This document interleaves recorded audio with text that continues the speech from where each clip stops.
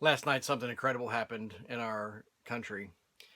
The 2016 Chicago Cubs won the World Series. Now, you may not be a Cubs fan, but I think everybody has to appreciate the fact that it took them 108 years from their last championship to reach this one and to win it.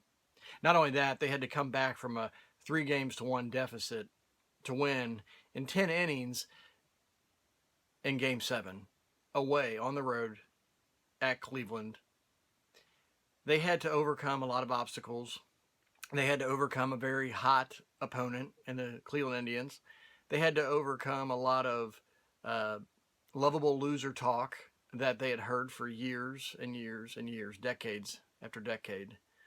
They had to overcome a lot of things to get to this pinnacle, to get to this point where they are now our world champions of baseball.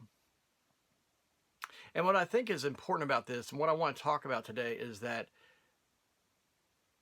leadership is critical to the success of any organization. One of the things that I, as a sports fan, have learned to appreciate over the years is how well organizations are led. I look at teams that have all sorts of potential. They have all sorts of talent. But when you think about what differentiates them from each other, the champions from those who can't get there, it often comes down to leadership. And I think most of the time it comes down to leadership. I think it comes down from leadership from the main office. It comes down to leadership from the managers or the coaches. It comes down to the leadership on the team among the players. And so I wanted to share with you a couple of thoughts that really struck me of leadership lessons we can learn from this year's Chicago Cubs and what made them different than all of the decades past of this team. First, Theo Epstein. He is the president of baseball operations for the Cubs. Many years ago now, he was with the Boston Red Sox. They had an 85-year drought of winning. They believed they were cursed from winning a title. And Theo came in and he started working in his role to build a team that was built to win. And he got them there. And the team believed that they could win. And now the Boston Red Sox are no longer the laughing stock of baseball anymore, but they're a competitive team year after year. And you can point back to when Theo Epstein started to really have influence in that organization. And then a few years later, the Chicago Cubs managed to bring him over to be their president of baseball operations. And so he started his work to rebuild a team that has been called the lovable losers for decades. And last night, they realized the championship because he was the architect, as they're calling him, of this team full of many, many, many young players that are full of talent. But it started with his leadership, and he basically had to deconstruct what was happening in the organization. He had to start from the ground up, as you can imagine. And he brought in a new manager, and he brought in young talent. And they started to work a process that led them to the championship last night. Now, there's also another significant piece of leadership that we've witnessed last night on TV if you were watching the game, and that's David Ross is a 39-year-old veteran baseball player who played in his last game last night. He retired on a high note, winning the world championship with his team. But even during the game, they had mic'd him, and they heard him calming young players down, telling them what to expect, telling them what they should be thinking about. And so he was a key player on the team as a veteran that brought hope, that brought calm to the team when the lead started to slip away from them.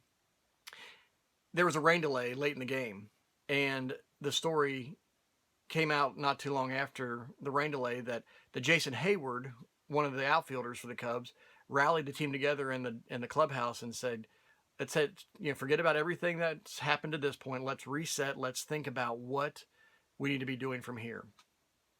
And so he stepped into a leadership role with that young team and told them, let's get out there, let's refocus, let's do what we need to do. You see, John Maxwell has said that everything rises and falls on leadership. And that's a principle that is so important in any organization. It's important in your family. as the leader goes, so go the followers. And Joe Maddon, who's the manager for the Cubs, he had had much success over the years as a manager. But last night he became a world champion with his team. When you think about your organization or your family or your network of relationships, I want you to really think about what is rising and what is falling based on the leadership that you're offering. See, another principle that John Maxwell teaches is the law of influence, that the true measure of leadership is influence, nothing more, nothing less. And so as you continue through your day, through your week, and the weeks ahead, think about how you are influencing those around you. How are you leading those that are in your closest circles? Because not only can we point to a team like the Cubs who won last night and see where leadership made a big difference, but we can see this in many other areas of society and in our personal lives. So I want to encourage you today, step up, grow as a leader, learn to be a leader so that you can ultimately lead your team, your family, your community to greater success. I hope you have a great rest of your day, a great rest of your week, and I hope that you'll really take these leadership lessons to heart, that it isn't just about one person, it's about a team of leaders, but each person has personal responsibility to become the leader they can so that they can help the team overall. I hope you have a great day. I hope that you will grow as a leader and that you will begin to lead your life big, that you will be intentionally great because you are focusing on your personal growth. Take care.